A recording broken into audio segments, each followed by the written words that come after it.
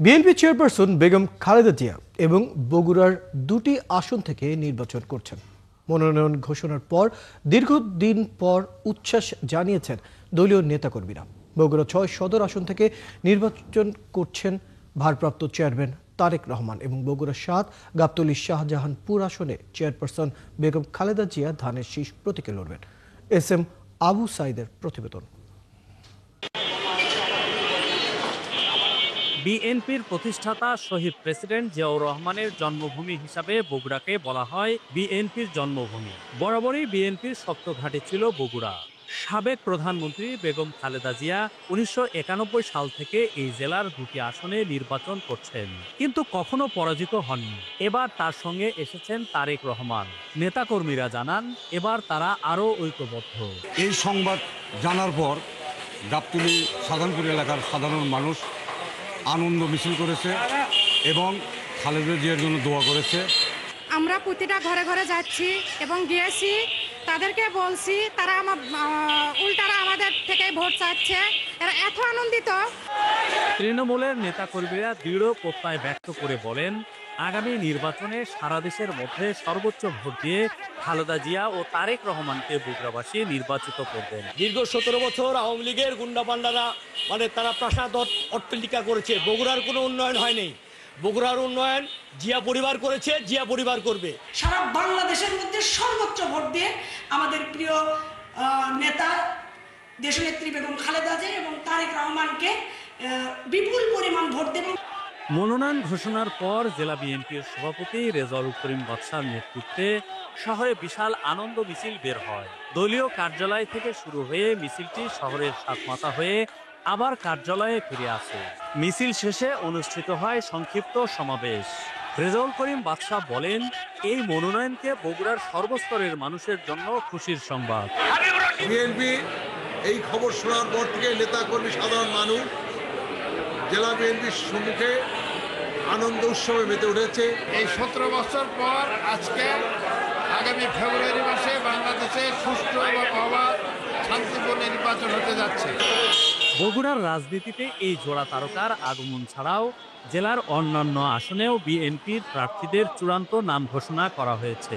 বগুড়া ১ কাজী রফিকুল ইসলাম, বগুড়া ৩ আব্দুল মুহিত তালুকদার, বগুড়া ৪ মোশাররফ হোসেন, বগুড়া ৫ গোলাম মোহাম্মদ সিরাজ।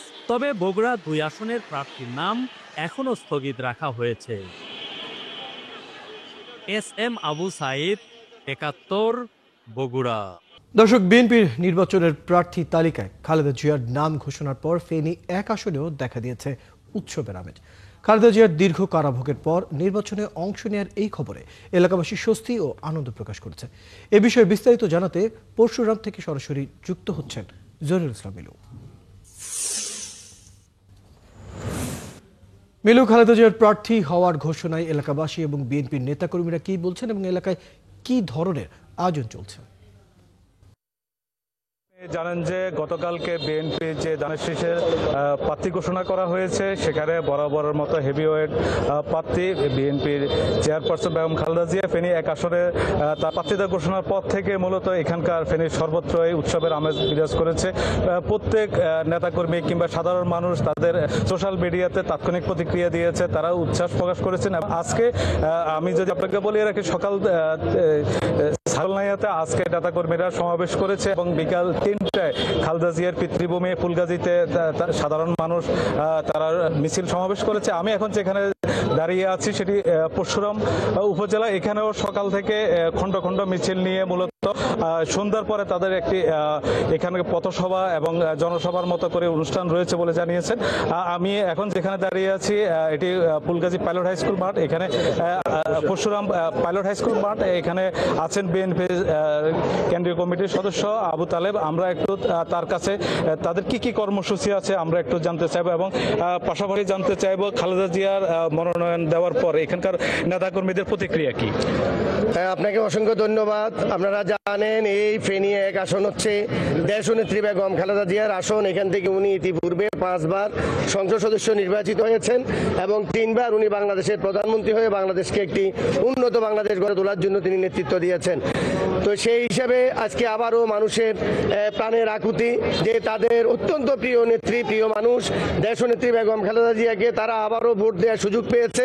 গতকালকে যেহেতু বাংলাদেশ জাতীয়তাবাদী দল বাংলাদেশের সবচেয়ে বৃহত্তম দল, সেই দল থেকে দেশনেত্রী বেগম খালেদা জিয়ার নাম প্রকাশের সাথে সাথে এখানের মানুষ আনন্দ উচ্ছ্বাস। ধন্যবাদ। আপনি রয়েল, আপনি শুনছিলেন যে এখানকার মানুষের যে প্রতিক্রিয়া। আপনাকে জানিয়ে রাখি যে সারাদিন থেকে বিভিন্ন উৎসবে ছিল এখানকার মানুষ। রয়েল এই ছিল এখানকার সর্বশেষ। জহিরুল ইসলাম মিলু খবর রাখতে থাকুন। প্রয়োজনে আবার আপনার সাথে আমরা যুক্ত হবো। দর্শক, আমাদের সাথে আমাদের সহকর্মী ফেনী থেকে যুক্ত ছিলেন জহিরুল ইসলাম মিলু, জানাচ্ছিলেন সেখানে বিএনপি নির্বাচনের প্রার্থী তালিকায় খালেদা জিয়ার নাম ঘোষণার পর সেখানকার যে উৎসবের আমেজ চলছে সে নিয়ে সর্বশেষ খবর জানছিলাম।